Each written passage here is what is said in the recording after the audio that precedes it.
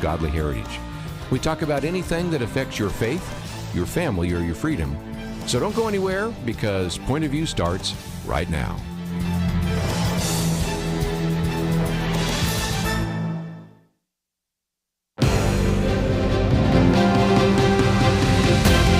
Across America, live, this is Point of View.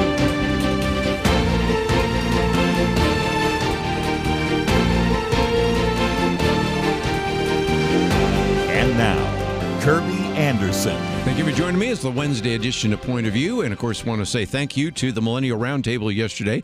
Covered a lot of issues, and we plan to cover a lot more today, all the way through the end of the week, in which we'll have our Friday weekend edition.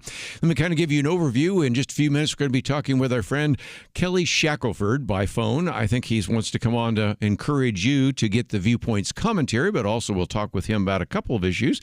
They have some more successes. Boy, this winning just never stops, does it? And so they've been successful in a federal court. Talk about that. And also, I think it's about time for us to get at least one comment from him, since he was appointed by President Trump to be on the National Religious Liberty Commission. So we'll chat with him briefly about that. Then we'll get back into some issues in the news. And then next hour, we'll spend just a little bit of time with Don Sweeting, who is the Chancellor at Colorado Christian University.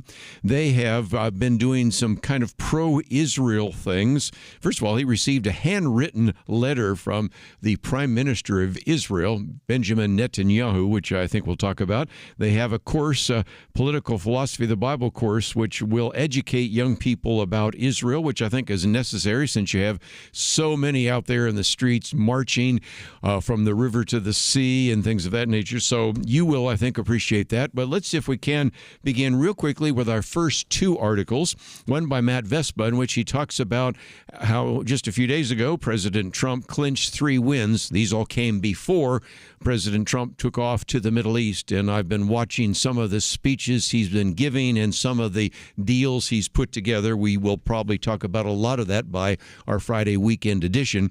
But he'd talk about a couple of wins. I'll just talk about the first 2 in the interest of time. And one was something we did talk about on Monday, the China deal. Now, in one sense, it's not completed, but it's moving in the right direction. And Matt Vespa reminds us that even when there is a positive piece of news, some of the loyal opposition to the president, the Democrats, as he said, tried to say that the president got rolled in China or actually in Switzerland with the China people, because if nothing else, that was the argument they wanted to make.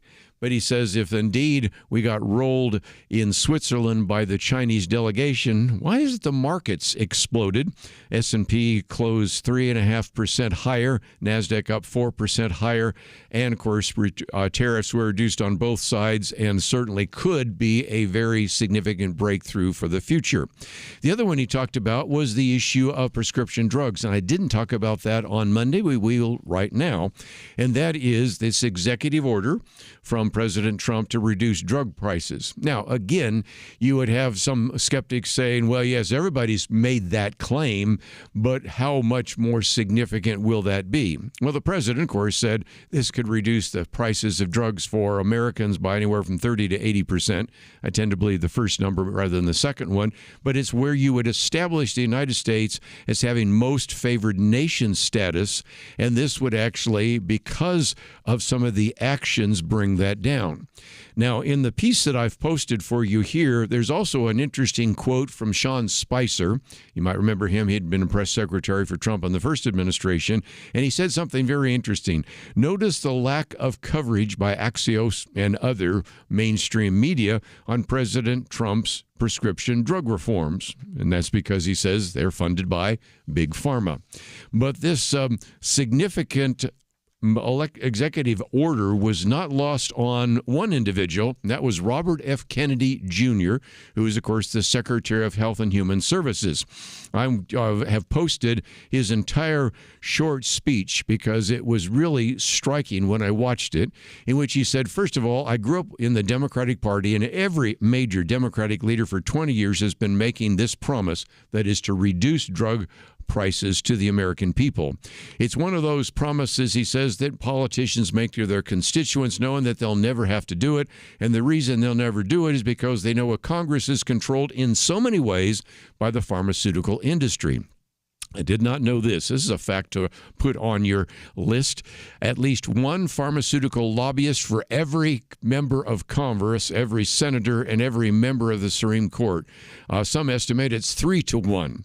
He says the pharmaceutical companies, the industry itself, spends 3 times what the next largest lobbyist spends on lobbying.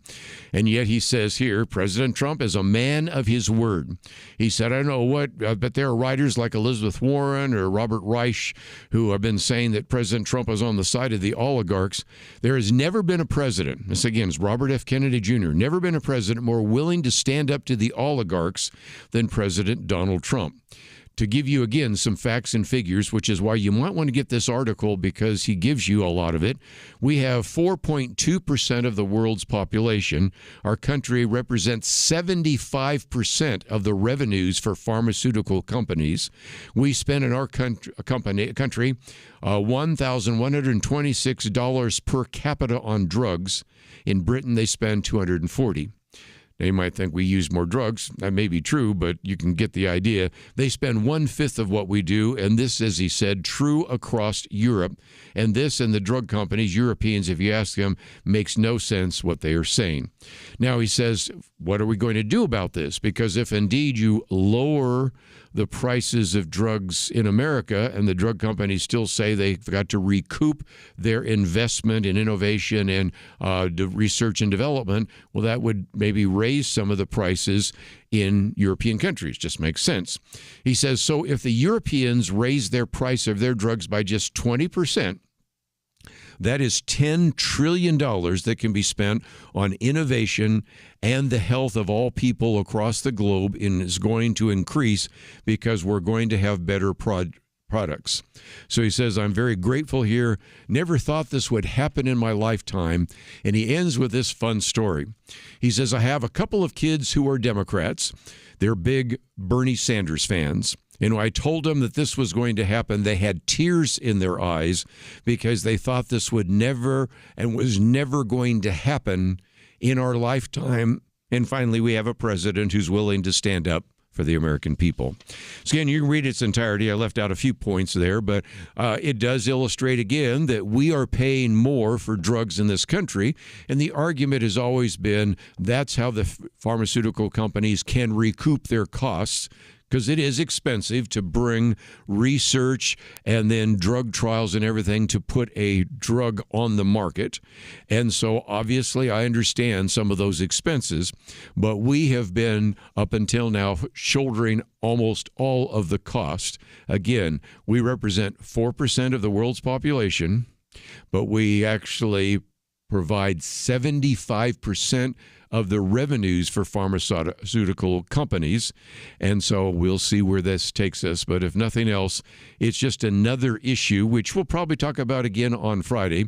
Certainly, Dr. Mira Matthews is an expert on that. We can certainly get his perspective and a number of others' perspective as we go through the next couple of weeks. But I just thought it would be appropriate for us to talk about that.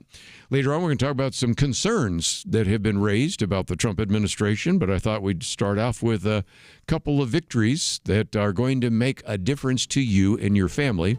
That's what we're all about talking about here on Point of View. Let's take a break, come back, and spend some time with our friend Kelly Shackelford right after this.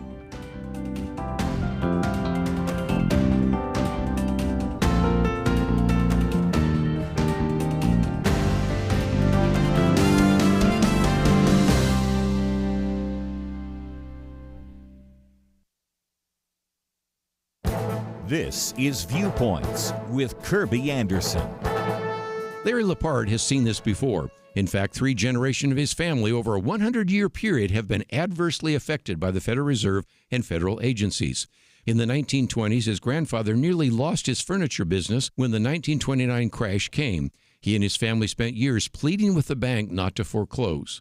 Decades later, his father came dangerously close to bankruptcy when the Fed chairman raised the Fed funds rate to 20%. Then came his term when he was managing an investment partnership and identified the housing bubble. He was having one of his best years when the SEC changed the rules and he suffered substantial losses. His new book, The Big Print, provides an overview of economic history and examines the issues stemming from loose monetary policies and federal intervention. He takes you on a guided tour of the history of money, classical economics, Keynesian economics, and the origin of the Federal Reserve. He then focuses on the solution. One problem is the false belief that inflation is necessary and deflation should be avoided. Yet if the economy is working properly, you would expect products to become more efficient and less expensive. A bigger problem is we have broken money. His answer is simple: fix the money, fix the world. If the government can print more money, the value of your money decreases. By contrast, Bitcoin has a fixed supply of 21 million. It fixes the money and is decentralized, meaning a few elites cannot rig the system in their favor. Our economic system is in trouble, yet government's usual solution is to print more money and kick the can down the road. His book is a warning that we are headed for the big print. A wise person will be prepared. I'm Kerby Anderson, and that's my point of view. For a free copy of Kerby's booklet, A Biblical View on Inflation, go to viewpoints.info/inflation. That's viewpoints.info/inflation.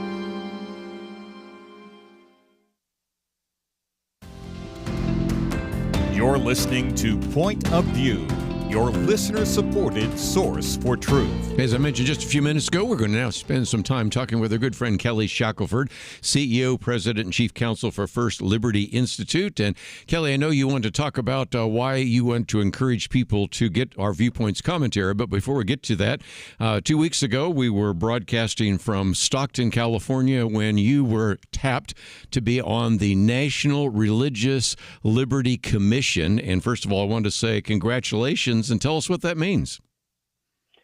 Well, I mean, you know, in a ways, I don't know because there's never been one. This is the first president who has ever created a commission on religious liberty for the United States, not for international or whatever. And basically what's laid out as to what we're going to do is, number one, kind of collect information on what's happening with regard to religious freedom across the country in all kinds of areas, you know, military, healthcare. I mean, just there's lots of people who have obviously been, you know, on the wrong side of what's been happening to people and their freedoms. And so we're going to collect that information over a little bit over a year, hearings and other things. And then at the end of the process, the commission is going to make recommendations to the president on what can be done really to shore up and protect religious freedom. And the commission includes like Franklin Graham, probably the most well-known, obviously, evangelical or Protestant pastor. And it also includes Cardinal Dolan, who's obviously one of the very top in the Catholic Church. So we've got leaders from across the country. We've got Ben Carson as the vice chair, Dan Patrick, lieutenant governor, as the chair. And so it's going to be a great opportunity to, you know, really educate the country, hear from people who have been victims of things that should not be going on across the country. Of course, we've got lots of examples of that. I mean, First Liberty, we got enough cases in and of ourselves to do a gazillion hearings. But we'll try to pick out the key ones so people can see what's really going on across the country, collect the information, get suggestions, and then at the end make recommendations to the president that hopefully are going to be long-term, not something that's just, you know, for one president. Well, again, I know part of the focus there is also to educate people on the amount of religious freedom that they have. And so, again, I know we'll have Jeff with us. Jeff Material will be with us on Friday, so we'll get into some of that. And in just a minute, I do want to talk about this federal order that's come down from the U.S. District Court for the Southern District of California, which is another one of the wins that you've had. But real quickly, since you wanted to come on and talk about Viewpoints commentary, we did that the other day with Penna, and I thought I'd get you to maybe talk about the value of somebody subscribing to our Viewpoints commentaries. Well, I think it's important. I mean, I think the average person really doesn't even know what's going on every day. I mean, that's one of the reasons why they turn on the Point of View. And the Point of View is such a unique place because you can get political stuff, you can get conservative stuff, you can get liberal stuff, you can go and get all of this, but there really aren't any places you can go and get very accurate, but really an analysis of current day relevant issues, whether it's in government, whether it's in culture, whether it's in your daily life, that is done through a biblical framework. I mean, that's what Point of View has always done. And Kerby, you're a great steward of that whole effort. And what Marlon started, you have, everybody knows if Kerby says it, he's not making it up. He's checked it. He's double-checked it. He's looked it up. And I'm not just talking about the Bible, which obviously you're going to have plenty of biblical backup, but research into these issues. And people can't do that on their own. They don't have time. For you to be able to provide that in a real simple fashion, it's hard for people to consume all the things that are going on today, and to get the key issues of the day analyzed with a biblical framework is a huge advantage for people. As I've said before, you'll get mine in your inbox Monday through Friday, Penna-Dexter's on Saturday. And Kelly, I know one of the things that you oftentimes do is when Penna puts hers out, we get to see it before it gets posted. Oftentimes you'll say, attaboy, good job, something like that. And so you've always had a chance to look at some of the material ahead of time and in some respects provide comments, encouragement, and the rest. And so I just wanted to give people a chance to know that you are certainly a supporter of that. And of course, have been a supporter of Point of View for years. But just before we get into a couple of other issues, I thought we would at least talk about this incredible win. And that has to do with the fact that in this fifth grade, these students were supposed to read aloud a book, My Shadow is Pink. And this was all about gender identity. And in some respects, this is even worse than the court case we talked about before the Supreme Court out of Montgomery County, because it was actually requiring kids to actually read this to younger children. And now you at least have an injunction against this action, don't you? We do. It's as you say, it is a huge victory, really for a number of reasons. Number one, this is in federal court in California. This is not a conservative judge. This is a more liberal judge. Yet even this judge said, you can't do this. And it's really significant. I mean, what they were doing is, number one, the teachers were trained how to do this program, and they were told not to tell the parents. So they were specifically keeping this from the parents. And then they were ordering fifth graders to read a book to their kindergarten buddy, asking them to question their gender. And then when two of our clients said, whoa, our kids have problems with this, and the parents go to the school, they say, well, you don't have any right to notice, and you have no right to even exempt your child. You can't even get a religious exemption.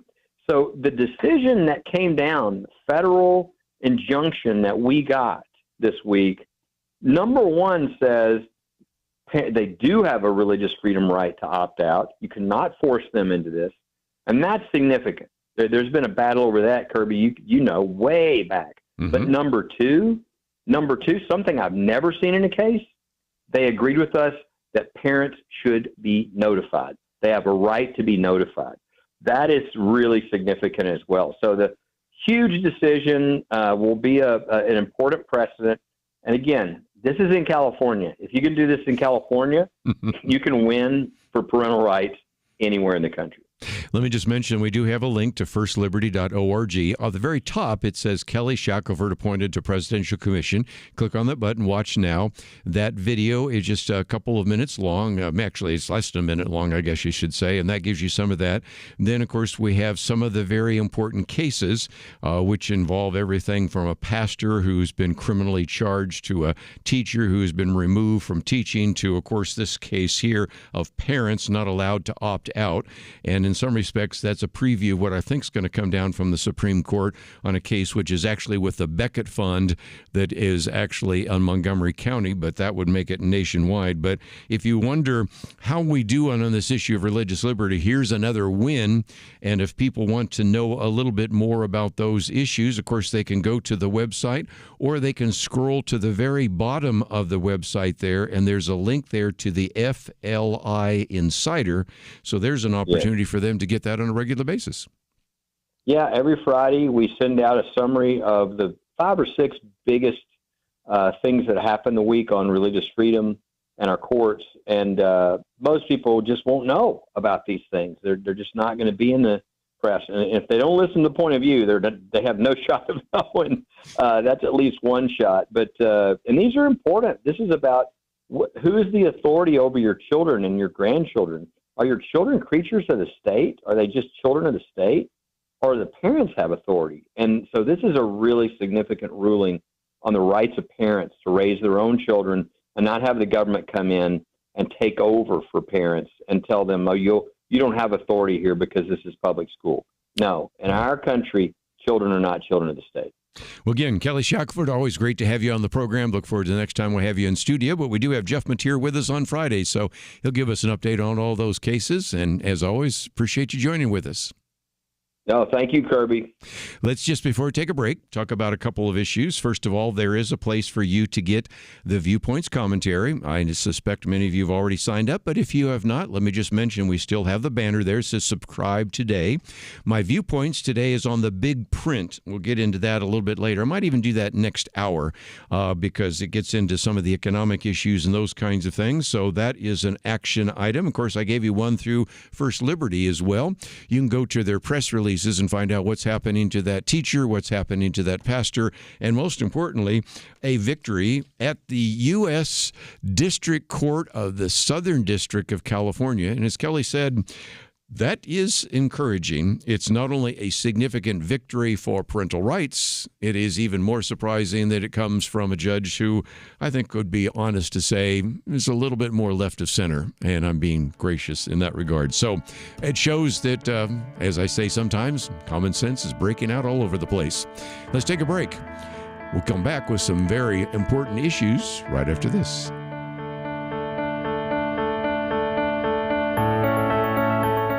The Bible tells us not to worry, and yet there is a lot of worrying stuff in our world today. Thankfully, the Bible doesn't stop at telling us not to worry. God gives us a next step. He says we need to pray. But sometimes even knowing what to pray can be difficult. And that is why Point of View has relaunched our Pray for America movement, a series of weekly emails to guide you in prayer for our nation. Each week, you'll receive a brief update about a current issue affecting Americans, along with a written prayer that you can easily share with others. We'll also include a short free resource for you in each email so you can learn more about the issue at hand. Will you commit to pray for America? Go to pointofview.net. Click on the Pray for America banner at the top of the page to subscribe. Again, that's pointofview.net. Click on the Pray for America banner. Let's pray together for God to make a difference in America. Point of View will continue after this.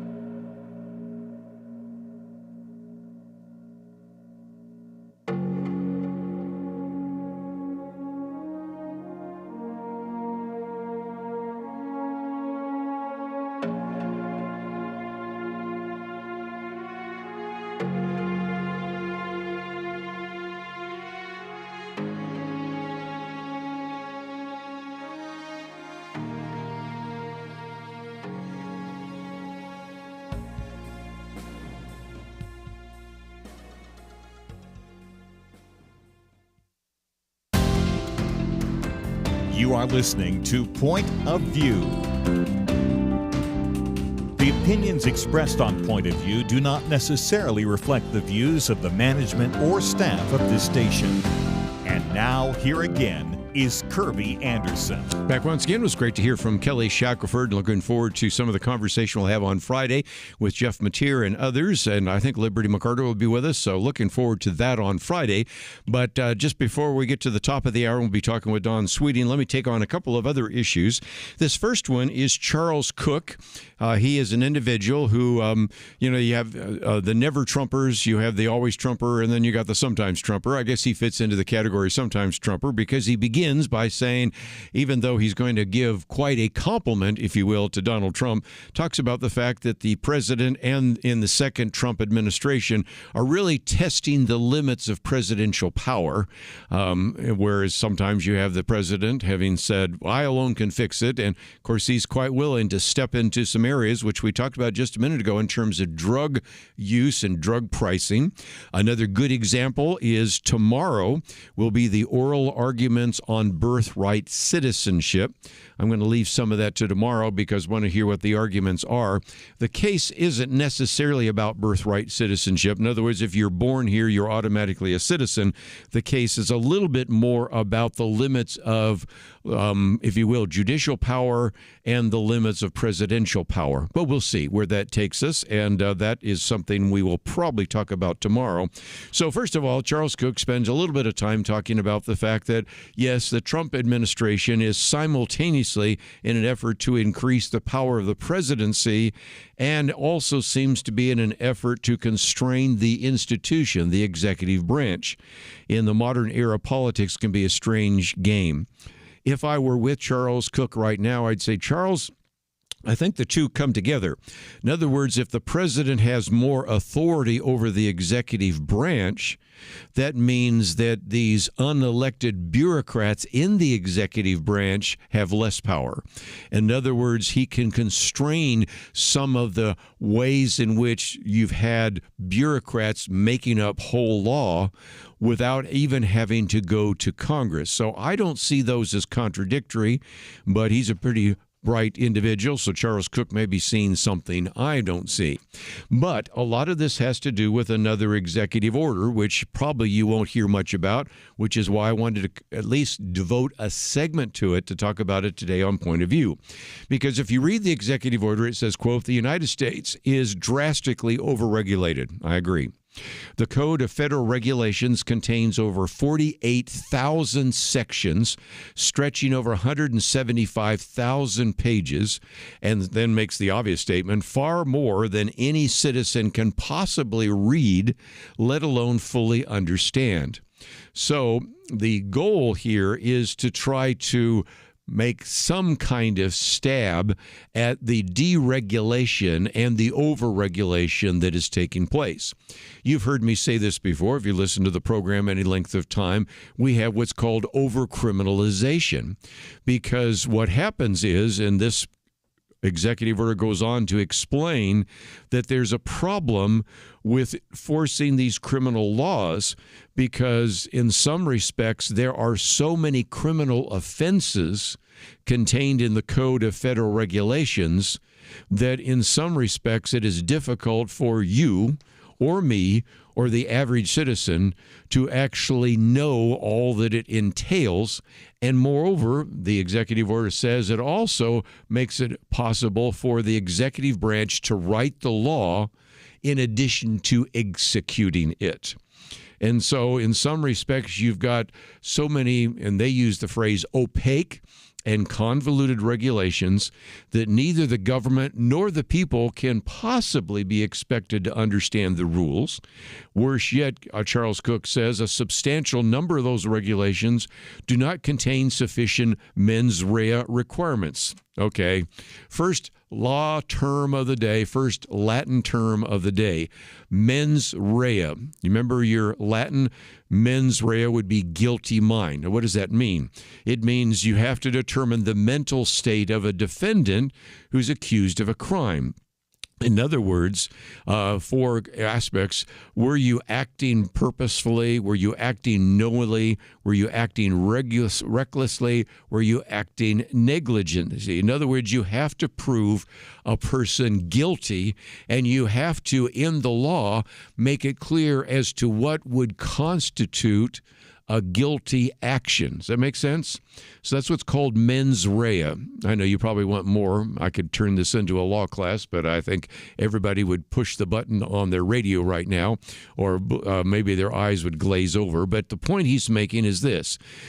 These regulations do not contain sufficient what's called mens rea requirements, which means that despite their best efforts, even the most well-intentioned American could end up being prosecuted for something despite their best efforts, and they would be transgressing a prescription about which they had no knowledge in the first place. I mean, you could be punished right now in a court of law for breaking a law you did not even know exists. Now, the argument always has been ignorance of the law is not a defense, but ignorance of 175,000 pages is not a defense. Please, let's get back to reality. He goes on to say then there's 2 problems with that. First, it enables abuse and weaponization by providing government officials tools to target unwitting individuals. Have we seen the weaponization of government? All of a sudden now the Democrats are talking about the weaponization of the FBI. Where were they when the weaponization was taking place under the Biden administration, even under the Obama administration? Just didn't seem to notice it, but all of a sudden now we're hearing about that.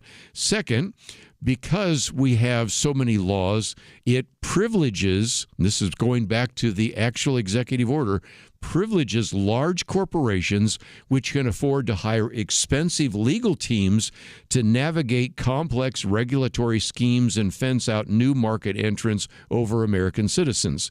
So as a result, companies or very rich people, the elite, can figure out ways around the laws, or at least are aware of those laws so they don't break them.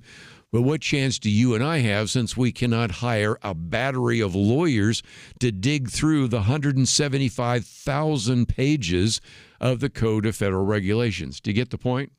So if nothing else, this is why Charles Cook, even though he starts off by maybe taking a little bit of a shot at Donald Trump, says what he's trying to do now may be the best thing that he will do in office, and he won't get it done in 4 years, but it's headed in the right direction. And he says, okay, so what can we do? certainly by weakening the executive's authority to prosecute violators who are unaware that they were doing something wrong.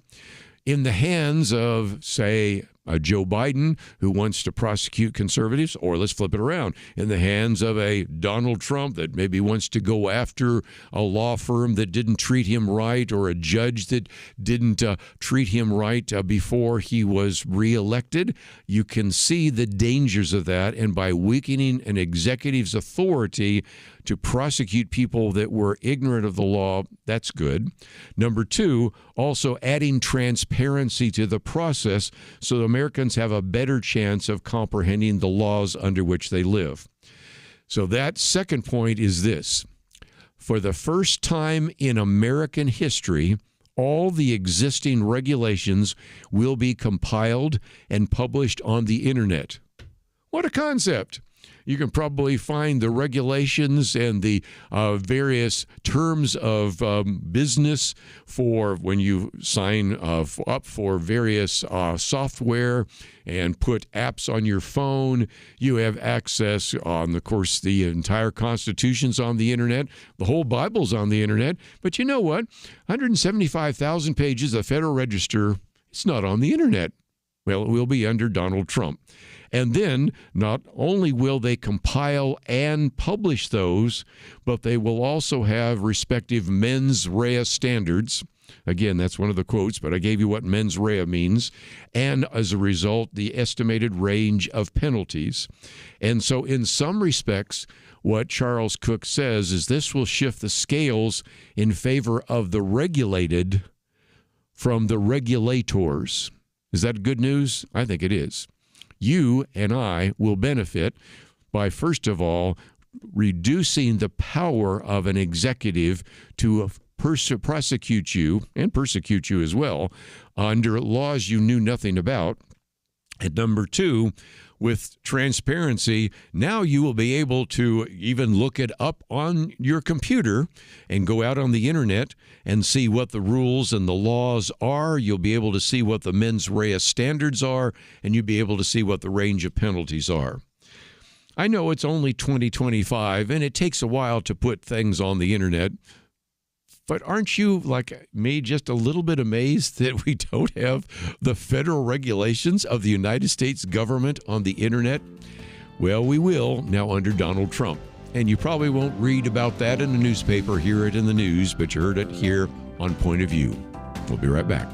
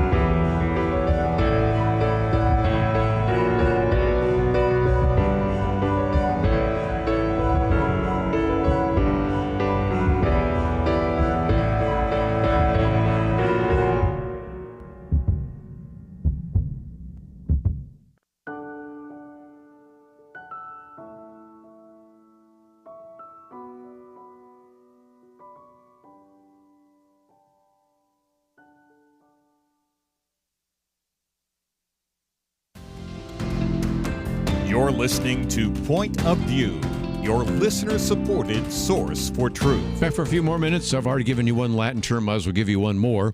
We talked about mens rea. The other one is going to be habeas corpus. That's going to be in the news. And William Galston has actually said that of all the administration proposals, this may be the most dangerous. So I want you to understand that we'll talk about it today. We'll get into it a little bit more tomorrow. And most importantly, since we'll have Jeff Mateer with us on Friday, who is a lawyer, we'll get into it in even more detail as well. But habeas corpus, writ of habeas corpus, is used to bring a prisoner or anybody else who's a detainee. And that could be what? Well, that could be an individual that is here illegally, okay, before the court to determine if the person's imprisonment or detention is lawful. A habeas corpus petition actually precedes some kind of civil action. And so habeas corpus, in case you want to know the Latin, you have the body. I'll give you some history of that, but first of all, let me just read from two articles that get into this. William Galston, he's an individual that worked in the Clinton administration, but he's a fair-minded individual that I've quoted many times. And he begins by saying, look, Deputy White House Chief of Staff Stephen Miller on Friday told reporters that the Trump administration is actively looking at suspending the writ of habeas corpus, which, as he says, ensures that a prisoner has a right to challenge his detention. Stephen Miller put it this way, said, well, the Constitution is clear, and that, of course, is the supreme law of the land, and that privilege of habeas corpus can be suspended, what? In a time of invasion. Okay, here's where words are important. I'll get to that word of invasion in just a minute, but he says a lot depends on whether the courts do the right thing. And that's where William Galston says of all the measures the administration has proposed, this is the most dangerous because habeas corpus has been known as the great writ or writ for reasons, because going all the way back in history, for centuries, English monarchs jailed people without formally charging them, sometimes keeping them incarcerated indefinitely. Now, if that sounds a little bit like some of the things that happened to the J6ers, yeah, you can see why we would be concerned about this. And the reason that people believe in habeas corpus is because it's in the Constitution. We're talking Article 1, Section 9. And as William Galston points out, the colonists, the American colonists understood this only so well, and that was their motivation for actually including a key sentence in Article 1, Section 9 on the privilege of the writ of habeas corpus shall not be suspended unless in cases of rebellion or invasion, the public safety may require it. Also, the way in which it is written in passive voice has always been assumed that you could only suspend writ of habeas corpus with congressional action. And as significant as this might be, the former judge, now Justice Amy Coney Barrett, on the Seventh Circuit Court of Appeals, along with others, agreed that Congress would have to do that. And there have been a few times in history in which the writ of habeas corpus has been suspended. And, of course, the one you're going to hear about from the people defending the president is Abraham Lincoln. But, again, recognize we're talking about something very different there. First of all, you have a civil war, a true concern about invasion, and a number of other things there as well. And even there, where he actually did suspend it, the exception proves the rule, because later on Congress actually did come along and approve it as well. In some respects, they had no choice to act. So even the exception that they like to point is indeed pointing to the rule.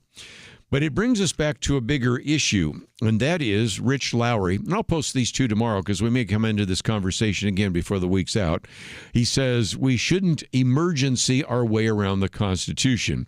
And he says, sorry, there's no invasion. That is, President Lincoln did it, so why shouldn't President Trump? Well, that's the argument. And he points out the fact that the White House says it's considering whether it can suspend habeas corpus. He says that's the ancient American writ that requires the government to demonstrate to a judge that the factual and legal basis for detaining someone. It's an argument that the executive can suspend habeas corpus without Congress despite its placement in Article 1 of the Constitution, but there's doubt about that, basically because it even there should be a congressional action and only when there is an invasion or a rebellion. In these cases, invasion and emergency are used to create loopholes, he says, rather than the real things. And so in some respects, we're back to what are we going to do when we are addressing some of these issues. And if we have to do those case by case, piecemeal after piecemeal, well, we'll never get to the point where we'll deport enough individuals to even get our country back. But at the same time, let's also recognize that congressional action is necessary. And in some respects, what we have is the misuse of terms.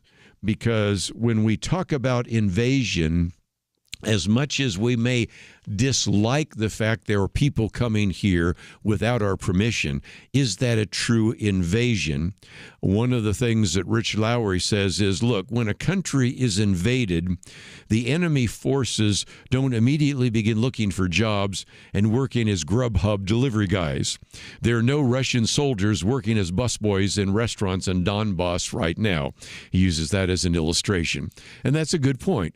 And if we all the time here on Point of View say words have meaning, and we've seen so many times when people on the left redefine a term, redefine what sex and gender means, redefine what abortion means, it's products of conception. And in this case, I think we're in dangerous territory redefining what an invasion means, especially when we are dealing with something that has, I think, for very clear reasons, would require congressional approval. And so in some respects, the argument being made right now is not, as he said, break glass in case of emergency. Instead, it's declare an emergency so you can break the glass. So I think in some respects we will come back to this issue, but it may be one of the more dangerous actions I've seen from the Trump administration. And it gets us into, of course, some of the technicalities of habeas corpus and constitutional law. So we'll probably tackle it again, but I just wanted to put that on the table since we already talked about some very positive things coming through the Trump administration in terms of the massive amount of regulations that put you and me in some kind of danger. On the other hand, let's be honest, when you talk about something getting rid of the writ of habeas corpus, which literally goes back centuries, I don't think we can easily suspend that just because there is an emergency or an invasion. I'm putting air quotes around that. Of course, love to get your thoughts, but we're going to take a break, and when we come back, we're going to spend some time, first of all, talking with Dr. Donald Sweeting. He serves as the Chancellor of Colorado Christian University, and one of the things that they have noticed is the real need to actually educate young people about Israel, especially when we've seen so many pro-Hamas protests and various kinds of rallies. So we're going to talk about what they're doing there at a Christian college and how that even resulted in a handwritten letter from the Prime Minister of Israel, Benjamin Netanyahu. So stay tuned. We'll cover some of that with him right after these important messages.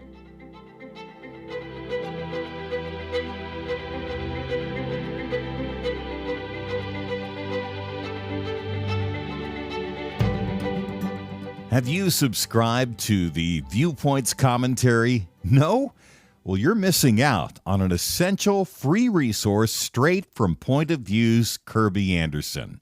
Viewpoints are Kerby's free daily email commentaries covering any and every issue relevant to your faith, your family, and your freedom. And what makes Viewpoints essential is how packed they are with information you will not get anywhere else, while also being a quick read. In 2 minutes or less, you can become better educated about an important issue affecting America. And Viewpoints is easily shareable, making it a great resource to forward to your friends or also to post on social media. Don't miss out on this essential free resource from Kerby Anderson and Point of View. Join the thousands of Americans who receive Viewpoints by enrolling today. Do it right now at pointofview.net/enroll. Again, it's free and it takes just a moment. pointofview.net/enroll. Point of View will continue after this.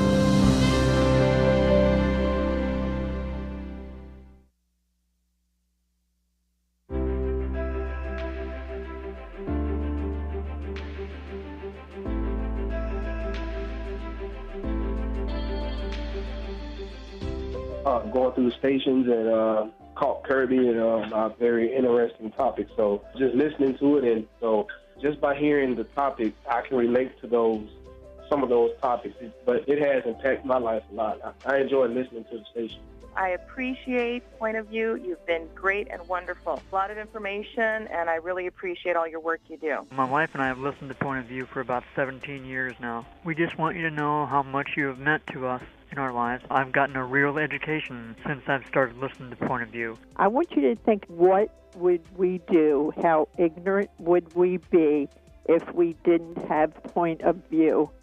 And come on, guys, give something to Point of View to make sure we don't lose this wonderful voice. And thanks again for what you do. Thank you, Kerby. I consider this my school time, so my 2 hours of school each day. So thank you very much. Point of View Radio Talk Show.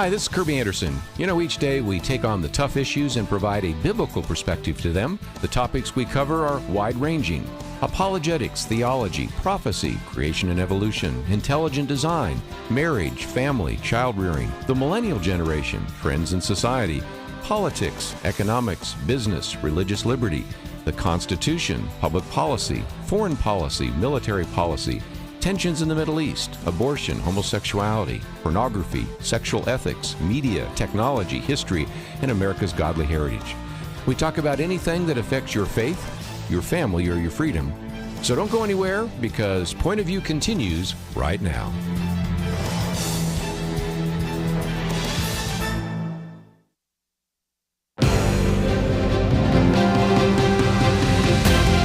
Across America, live. This is Point of View.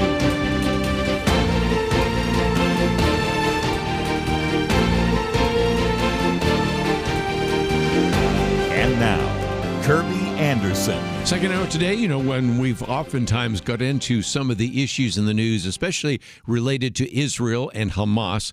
You remember that, of course, after Hamas attacked Israel, we felt the need to do a couple of things. First of all, we produced a Christian perspective on Israel, and that little booklet we've had out for some time. We also updated one of the booklets I'd created years ago on anti-Semitism because of the way in which some of these arguments were coming out. And there's been a real need to educate the younger generation about the history and really the miracle of the nation of Israel, but also to address some of these issues of anti-Semitism. And so I was encouraged to see what has been taking place at Colorado Christian University. If you go to our website, you're going to see an article that comes from the Denver Gazette. Colorado Christian University receives handwritten letter from Israeli Prime Minister Benjamin Netanyahu and talks about also holding a prayer vigil and benefit dinner for Israel and raised over $1 million. We also have information about a particular CCU for Israel, which our good friend Joel Rosenberg was speaking.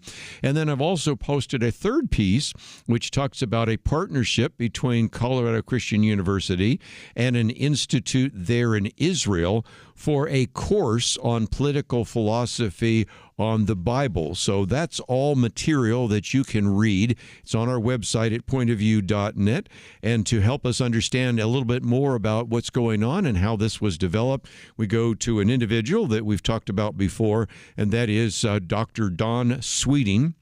Dr. Sweeting serves as the Chancellor of Colorado Christian University.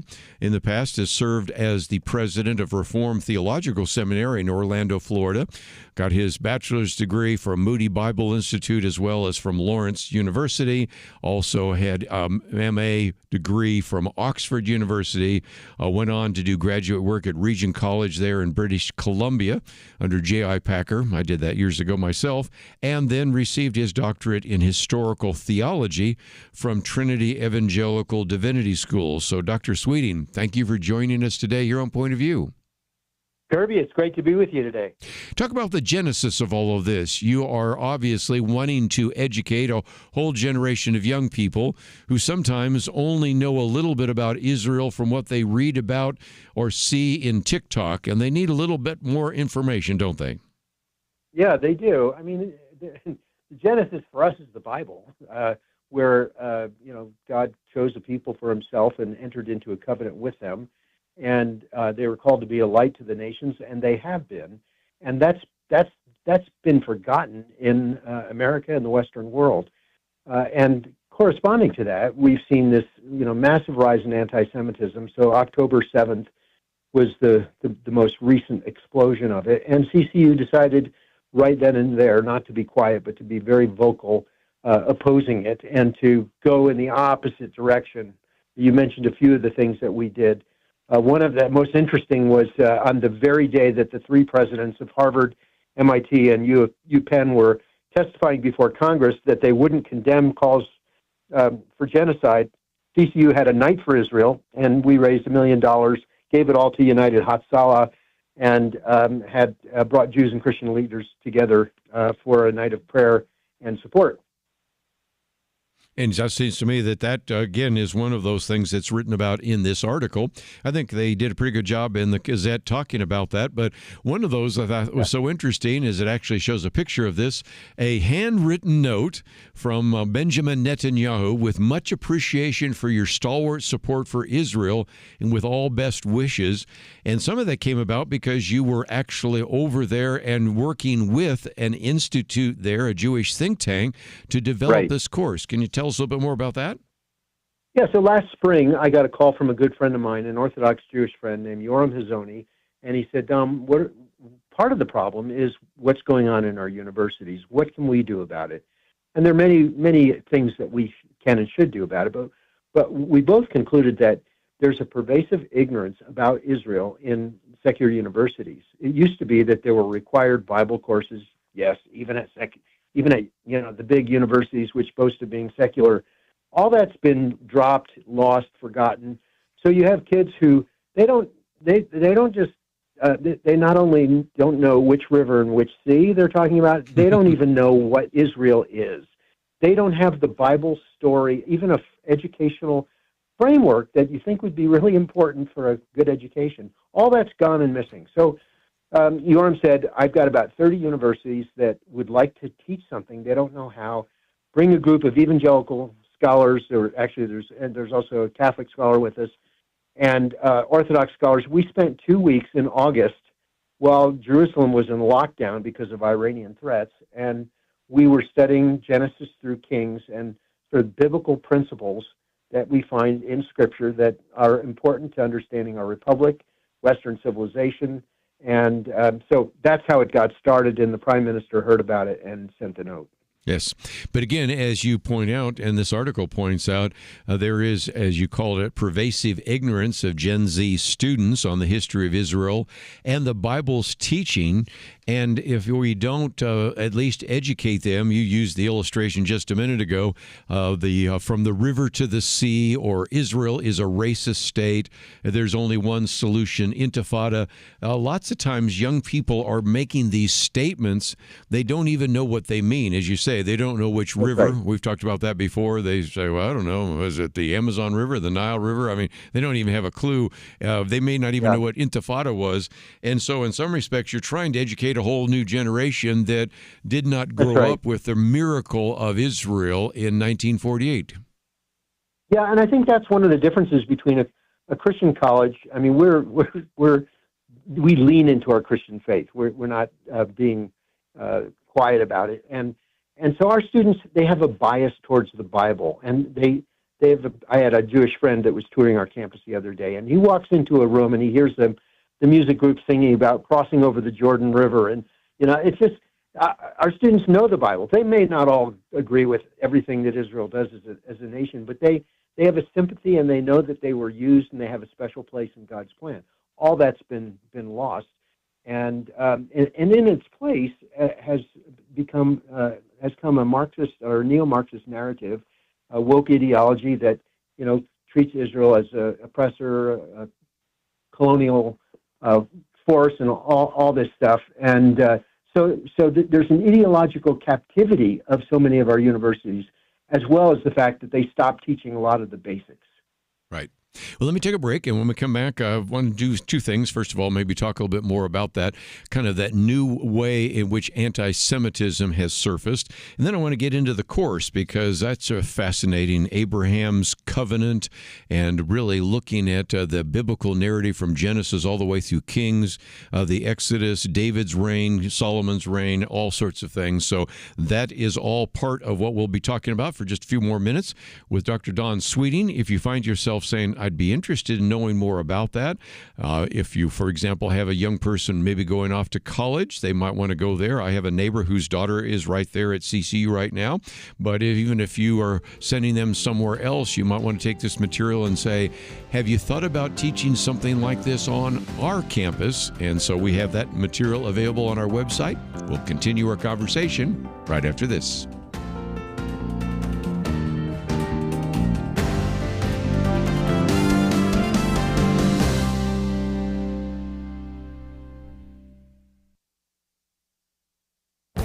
This is Viewpoints with Kerby Anderson.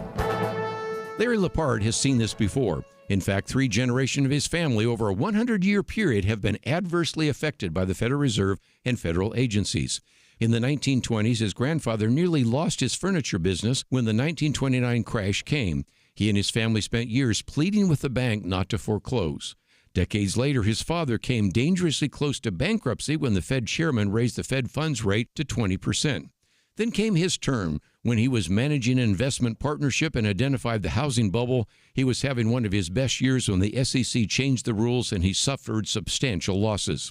His new book, The Big Print, provides an overview of economic history and examines the issues stemming from loose monetary policies and federal intervention. He takes you on a guided tour of the history of money, classical economics, Keynesian economics, and the origin of the Federal Reserve. He then focuses on the solution. One problem is the false belief that inflation is necessary and deflation should be avoided. Yet if the economy is working properly, you would expect products to become more efficient and less expensive. A bigger problem is we have broken money. His answer is simple: fix the money, fix the world. If the government can print more money, the value of your money decreases. By contrast, Bitcoin has a fixed supply of 21 million. It fixes the money and is decentralized, meaning a few elites cannot rig the system in their favor. Our economic system is in trouble, yet government's usual solution is to print more money and kick the can down the road. His book is a warning that we are headed for the big print. A wise person will be prepared. I'm Kerby Anderson, and that's my point of view. For a free copy of Kerby's booklet, A Biblical View on Inflation, go to viewpoints.info/inflation. That's viewpoints.info/inflation.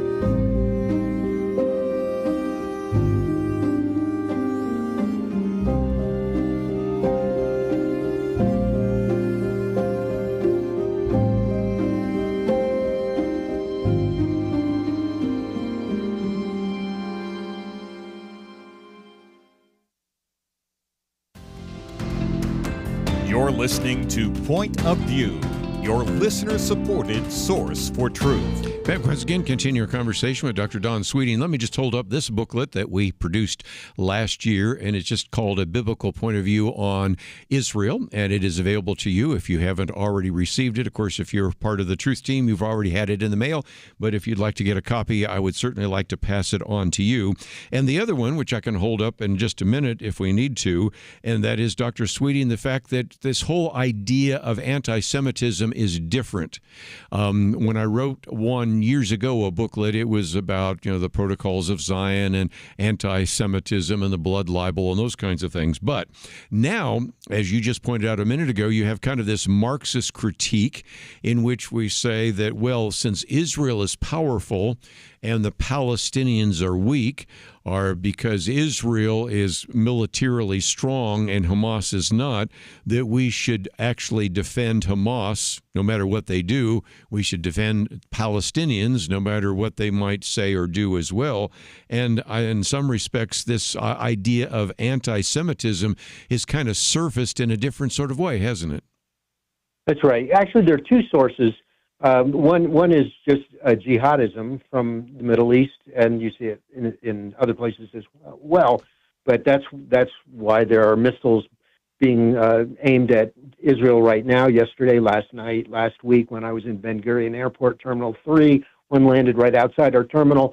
So there's the jihadism, and then this alliance with the left, which is looks at it's a neo-Marxist framework, and Israel is the oppressor. It's white Western. It's really not white, but that's what they say. And you have this strange alliance to destroy Israel, basically, and to destroy the Jews. And so, again, just one of those issues that we need to be able to know more about. And again, I think anybody that says, well, why are we always so focused on Israel? I've got a commentary coming out soon by Douglas Murray, who has written this book called On Democracies and Death Cults. But interestingly enough, Dom, the subtitle is Israel and the Future of Civilization, because he understands that if we don't understand the threat to Israel, we won't understand the threat to Western civilization and to the United States. So in some respects, this is even bigger than a country that's about the size of New Jersey in the Middle East. There's a lot more at stake, which kind of brings me back to, go ahead. I was going to say, I appreciate Douglas Murray's, a lot of what he's written. You know, why we make a big deal about Israel, first of all, there was the moral reason for the anti-Semitism, which is immoral, and the Hamas charter to destroy Israel.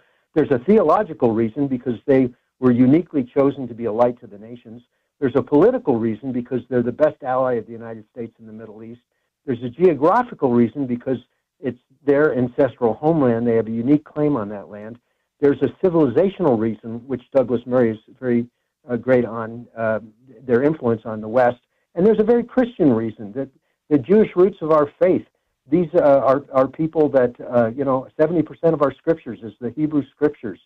So they're the relatives of the Lord Jesus Christ. For all those reasons, Christians should care and speak up when they see anti-Semitism on the left, and occasionally we see it on the right. That's right. And again, I think you've given us a good long list, because my argument is even if you don't believe that God is still honoring the Jewish people, which we believe that is the case, and you don't believe that Israel is the reformation of a previous Israel, just from a political, geographical, and cultural and strategic point of view, Israel is very important. So let's, if we can, for just a minute, give people an idea what's in this course, because I'm hoping people, well, first of all, if young people want to go to CCU, they'll get the course. But even if they don't, this might be something that we can give other Christian colleges and other maybe even Christian high schools a chance to learn from some of that as well. So what does that actually entail? Okay, so it's focusing on the Old Testament and assuming that we have forgotten a lot of what the Old Testament says, which is part of our Bible. Like there's monotheism is one principle. There's one God. The state is not God. God is God. There's a creation order. The world's based on a design that God has built into the world. Human dignity. We're made in the image of God. That's where human rights spring from. There's the view of freedom in the Bible. It's not absolute freedom where everybody's doing what's right in their own eyes. It's freedom under God. Moral truth. There are laws, moral laws that govern the universe. Good and evil. They are real things. They are not just human constructs. Rulers. The state is limited. The kings are to rule under God. Nations. Nations are a good thing. They're a natural thing of people that have common customs and traditions. It's a biblical idea. Covenant, that nations join in covenant before God, and our Constitution was based on the covenantal model of Israel, and covenant renewal is another way of seeing that. The transmission of wisdom. All these things really come from the Old Testament, which means that it's highly relevant in developing our understanding of the state, of politics. And I'm not ignoring the New Testament at all, because the New Testament is built upon the Hebrew Scriptures.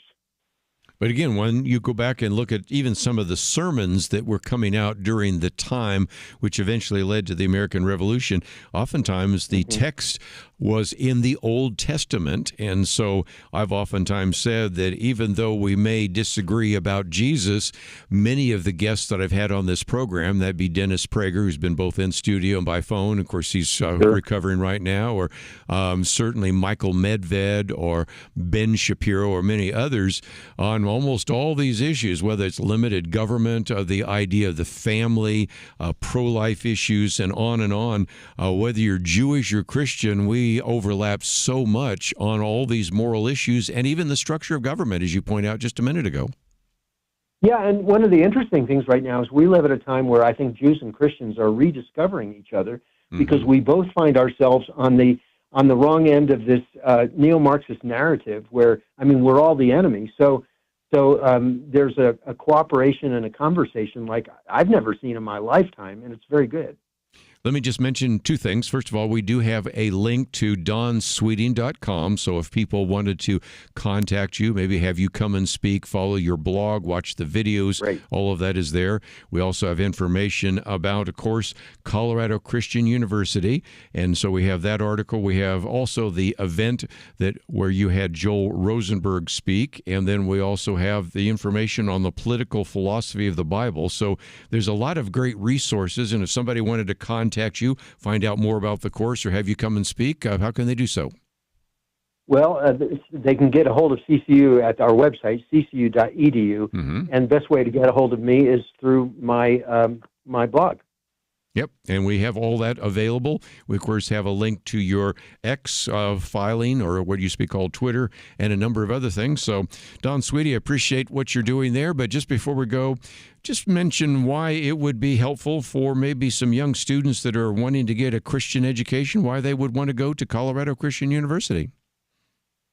Yeah, I'm listening to graduation speeches right now, and Melinda Gates gave a speech recently, and she said, the thing that students need to grasp is uncertainty. And I'm thinking, that's not how we do it. The thing students need is wisdom.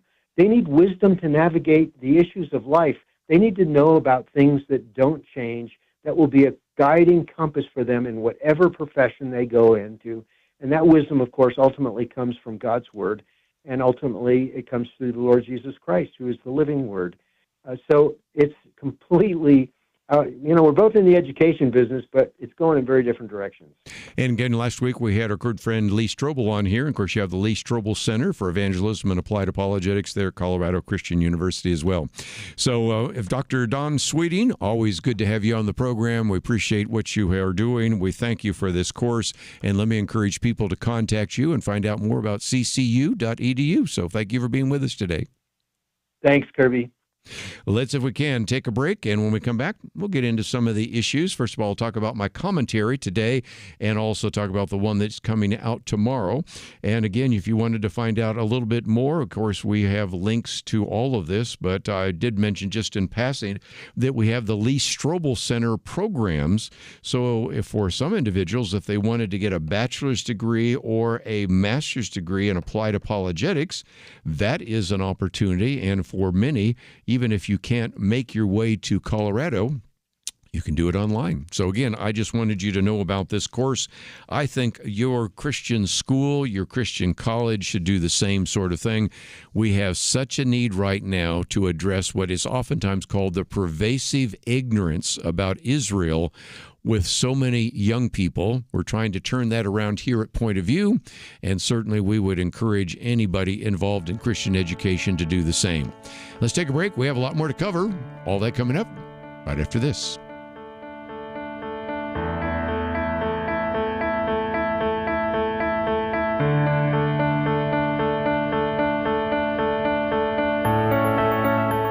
It was not that long ago that censorship appeared to be almost inevitable. Free speech was being attacked and strangled in many places. And some of us wondered if this was the end. But now, many feel a new sense of hope, a chance for a fresh dawn. Let me caution you, now is not the time to relax. It's a time to press forward, to use this fresh opportunity to proclaim and learn how to apply truth to current issues. By the fact you're here, listening right now, that tells me that you recognize the vital role Point of View plays as a voice of truth. For more than 50 years, we've informed and equipped people who have made a real difference. And when you give to Point of View today, you breathe life into what can be a new golden era for the truth. Please, take a moment right now and invest in truth. Visit pointofview.net or give it 1-800-347-5151. That's pointofview.net. Click in now or call 1-800-347-5151. Point of View will continue after this.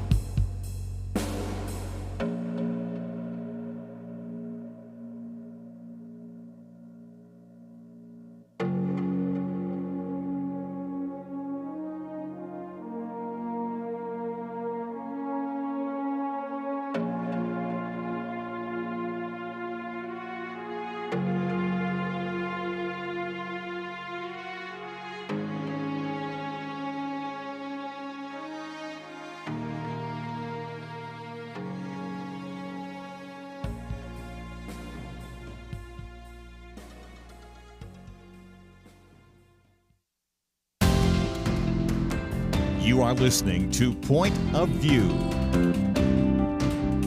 The opinions expressed on Point of View do not necessarily reflect the views of the management or staff of this station. And now, here again, is Kerby Anderson. Thought I'd focus some time and attention on my commentary today and tomorrow, because we won't have quite as much time tomorrow to talk about that. But back to something we said in the first hour about the value of these commentaries. First of all, if you actually are a supporter of Point of View, if you're part of the Truth Team, you receive those booklets. And many times people say those booklets are like the Cliff's Notes. We take some issues and really try to simplify that. There have been some times where I've taken a really important book and summarized it in something you can read in 10 minutes.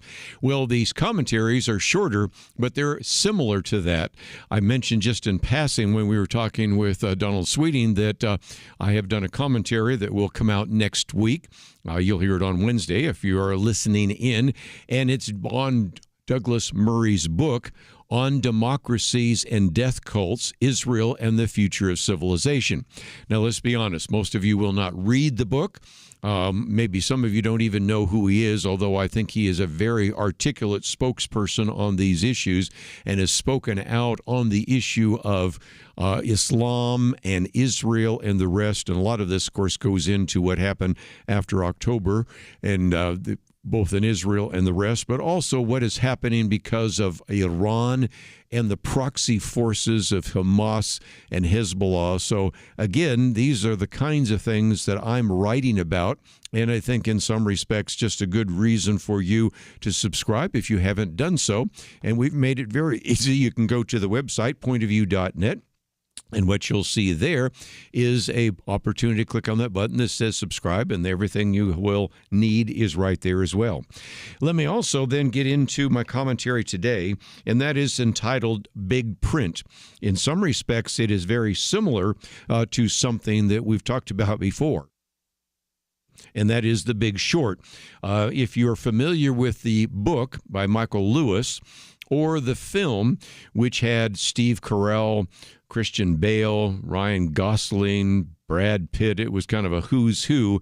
It really takes you through the incredible disaster of 2008. So in some respects, Larry Lepard has written this book called The Big Print.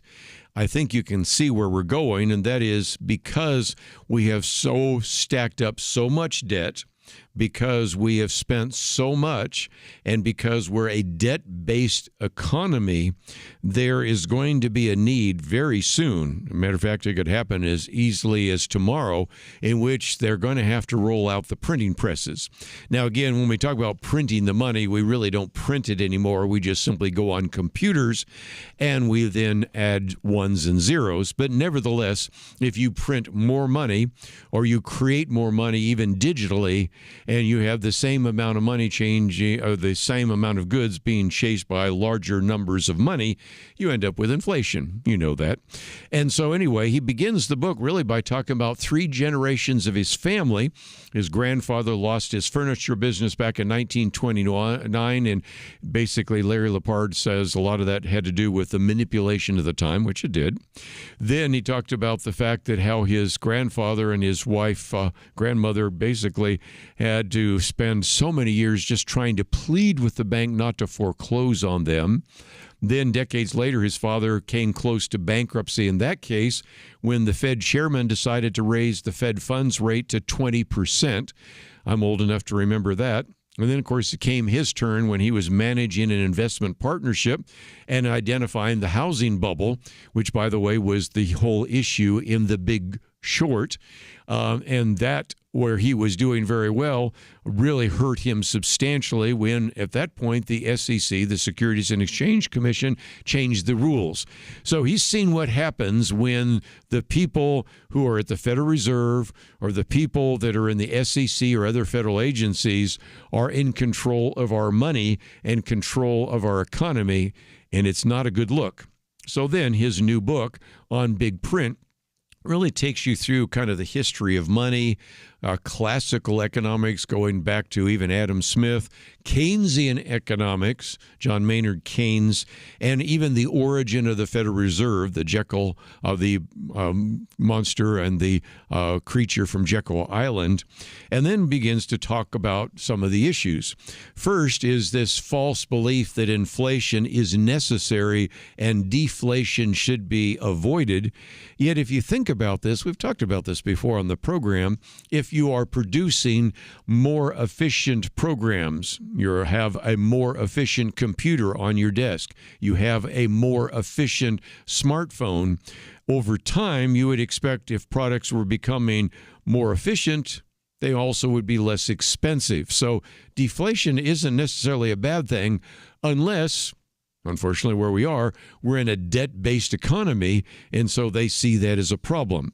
Now, one of the things he talks about, and if you go out on his website or his Twitter post or anything else, fix the money, fix the world. He's convinced that if indeed we can print more money, and that's his warning that we are getting to a point where we're headed towards a big print, then he points you to something that has a fixed supply, and that's Bitcoin, 21 million. Of course, we've been talking about that since 2017. And the other part of that, which we'll talk about tomorrow in my commentary, is he has a chapter which is entitled Nothing Stops This Train. That's a phrase which you actually is borrowed from Lynn Alden. I've followed her for some time, and she's written a book which I'm maybe going to take with me when we go to Greece to read through, because sometimes you just need to be on a plane where there's no distractions and sit reading through some of these economic books. But her metaphor is very simple, and that is nobody's stopping the train.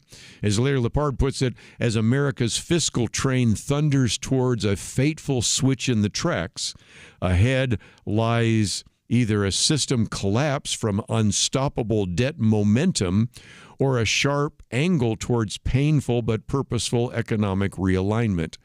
And so then he provides you with a lot of graphs. As you imagine, as I've said before, sometimes they say a picture is worth 1,000 words. Well, when you get into economics, sometimes a graph is worth 1,000 words. And one of the graphs he uses is one that we've posted before. I know Karen's posted it with some of my commentaries. It came from the Heritage Foundation, and it shows what is called the staggering pace of new debt. It shows how long it took to reach $11 trillion in debt. It took 200 years. It took 200 years to reach $11 trillion of national debt. And then it shows in this almost upward sweep, we actually have added $11 trillion since 2020. Actually, more than that since then, but when that first came out. And lest you say, well, that's the Heritage Foundation, that's a bunch of conservatives, why should I believe them? Okay, he also posts a headline from Washington Post. In the Washington Post, the headline, U.S. national debt spiraling out of control, rising $1 trillion every 100 days. So you can begin to see that when your U.S. debt is larger than the U.S. GDP, and the interest on the debt is larger than the entire defense budget, you don't have a lot of options. One option would be to try to get to a balanced budget, and yet look at the backlash we've received towards DOGE, even trying to call out things which I would imagine most of us would disagree with actually having our tax dollars going towards. But I just think it shows again how difficult it's going to be to even get to the point of having a balanced budget. And even if we ever got to a balanced budget, what about all the debt that it was accumulated before? So that's why I think, as he says, we are headed towards the big print. And money printing, of course, is going to be inflationary. As a matter of fact, he quotes from an individual last fall who was on CNBC, Paul Tudor Jones. I think he's considered kind of one of the great gurus of economics, in which he said, all roads lead to inflation. So as I mentioned, a wise person will be prepared. So if you'd like to know a little bit more, of course, we have that commentary on the website right now. You can click on that. You can read it for yourself. Of course, you can see a cover of the book, which I hope will be something that will sell well, because in some respects, we need to educate people about where we are in the economy. And you probably heard me say the other day, I was talking to an elected official who has been in politics for years, and just in passing mentioned the fact that the interest on the national debt is greater than the defense budget. And the reaction was, what? No, that can't be right. And I said, well, where have you been? I mean, I know you're an elected official. I know you're looking at politics and economics more than the average person. So if you don't know, where are the rest of the people in that regard?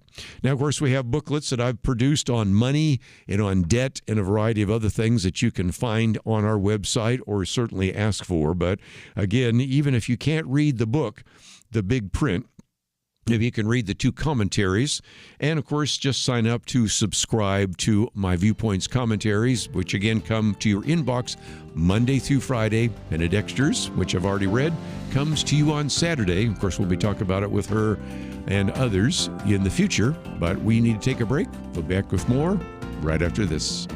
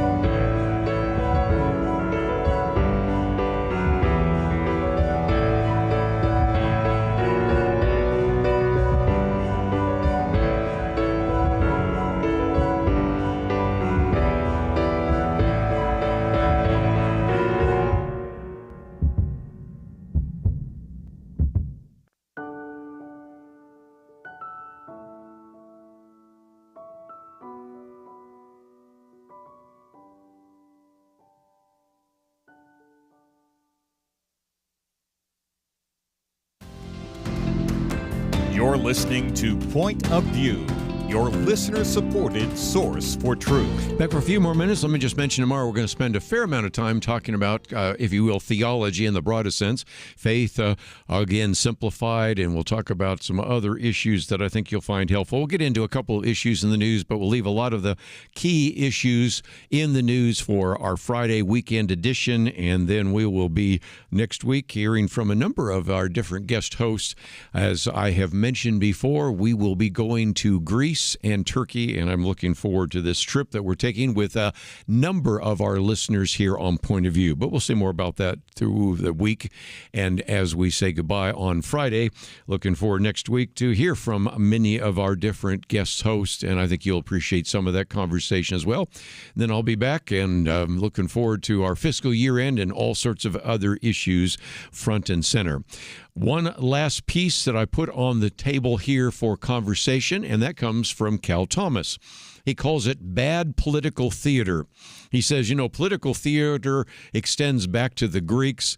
William Shakespeare wrote about politics and Coriolanus and, of course, other plays. And he says, that's bad political theater, but that's what you have right now and what happened in New Jersey.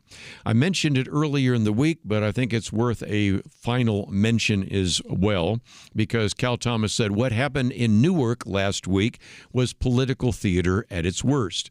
You have, of course, New Jersey Democratic representatives, and I mentioned those before, Bonnie Watson Coleman, Rob Menendez, who, by the way, is the son of the former Senator Robert Menendez, and LaMonica McIver, along with the mayor of Newark, Ross Barca, who attempted to conduct, quote, an oversight visit at a federally contracted building used by ICE to detain undocumented immigrants or illegal immigrants. And so, again, one of the issues I've talked about before is it doesn't matter whether you're a member of Congress or a mayor or anyone else.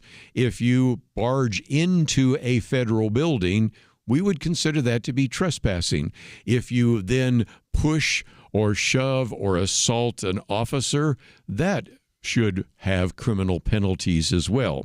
And the point is according to Cal Thomas and according to everything we've seen from the Department of Homeland Security, the group did not ask to tour the facility, and that a bus carrying detainees was entering the facility, and that's when the group of protesters, including 2 members of the House of Representatives, stormed the gate and broke into the detention facility. Now, Cal Thomas says only the mayor, Baraka, was actually handcuffed, arrested, and later released. He was charged with trespassing, which he denies. And it's, I think, only maybe coincidental that he's one of 6 major Democrats running for governor in New Jersey. If nothing else, he says the incident got him some free publicity.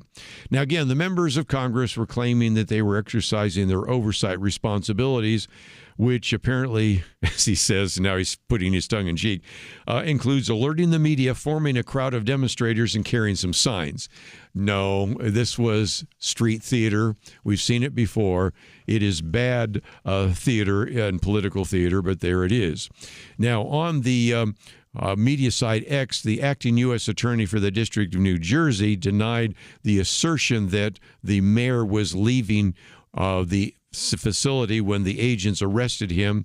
The individual, that would be Alina Habba, said the mayor of Newark committed trespass and ignored multiple warnings from Homeland Security investigators. An investigation to remove him from the ICE detention center in Newark, New Jersey this afternoon. He has willingly chosen to disregard the law. That will not stand in the state. And then in all caps, no one is above the law. Cal Thomas said, "Oh, have you heard that before?" Yes, we have. Now, the other day I did quote from Tricia McLaughlin. You might say, okay, who is she? Well, she's the Assistant Secretary of Public Affairs for the Department of Homeland Security. And she said that Representatives Robert Menendez and Bonnie Watson Coleman and multiple protesters are holed up on a guard shack, the first security checkpoint. Members of Congress storming into a detention facility goes beyond a bizarre political stunt and puts the safety of our law enforcement agents and detainees at risk. Members of Congress are not above the law and cannot legally or illegally break into detention facilities. Had these members requested a tour, we would have facilitated a tour of the facility. And that's the point. You want the facility? We'll give you a tour. You're going to stage a protest? Well, you're going to get arrested. Now, Cal Thomas goes on to make a prediction. I'm afraid he's right. He says we can expect to see more stunts and grandstanding like this one in Newark because that's all the Democrats seem to have in their toolbox. And the mayor, if nothing else, Cal Thomas, might want to spend more time working on Newark's deplorable public schools. He says, quote, nearly 70% of students at grades 3 through 9 are falling short of meeting literacy benchmarks. Around 82% aren't meeting math standards, and 93% of fifth graders are below grade level in science. So again, Cal Thomas concludes with this. It is sad to see a once great political party descend into irrelevancy. Democrats are stuck in the mire of bad ideas that go back more than 6 decades. And then he gives you a list. I won't go through all of them, but here's a couple. First of all, the claim that Republicans want to do away with Social Security. By the way, if you get Gary Bauer's end-of-day report, he says it's day 105, and Republicans have not cut Social Security, Medicare, all those. You know, he's had fun with that list. Also, another one from Democrats that we should be raising taxes and increase spending on failed government programs. And he says all that they have left is a defense of criminals, open borders, and the ultimate election loser, biological men in women's sports. And that hasn't worked out so well. So again, this article on bad political theater reminds us that, once again, when we come to this issue, whether we're looking at January 6th, whether we're looking at the pro-Hamas group that took over the library at Columbia University, whether we're talking about members of Congress breaking into an ICE facility in Newark, New Jersey, again, come back to our first principles. Trespassing should be punished, but maybe not as much as trespassing and defacing or vandalizing institution. And those, again, should have a lesser punishment than if you assault a police officer or a law enforcement official, or in this case, ICE officials. And so if you think that through, take your, if you will, ideological blinders off for just a minute, you can recognize, as I tried to do on Monday, what was taking place there. And on the article I did post for you Monday, we also have the body cam footage so you can see it for yourself. I think you're going to come to the same conclusion, that the mayor and these members of Congress should be at least charged, and then they can have their day in court. So that's all we have for today, but I wanted to, again, encourage you to find some of the resources that we're making available on our website. Of course, we've got some very good articles about the Colorado Christian University. We have, of course, some of the other articles I've posted on drug prices, as well as just this welcome blow against the bureaucracy. All of it available at the website, pointofview.net. As you go there, also, one last time, we've got a banner up there, Viewpoints. Subscribe today. If you'd like to get the Viewpoints commentary today on the big print, that is there. And, of course, don't forget, we take some of the best parts of our interviews and put them on Spotify.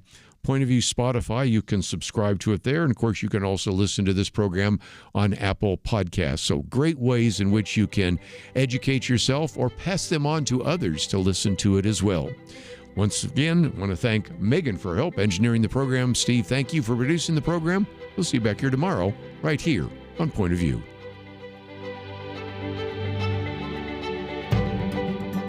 Have you subscribed to the Viewpoints commentary? No?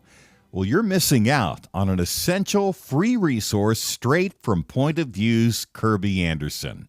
Viewpoints are Kerby's free daily email commentaries covering any and every issue relevant to your faith, your family, and your freedom.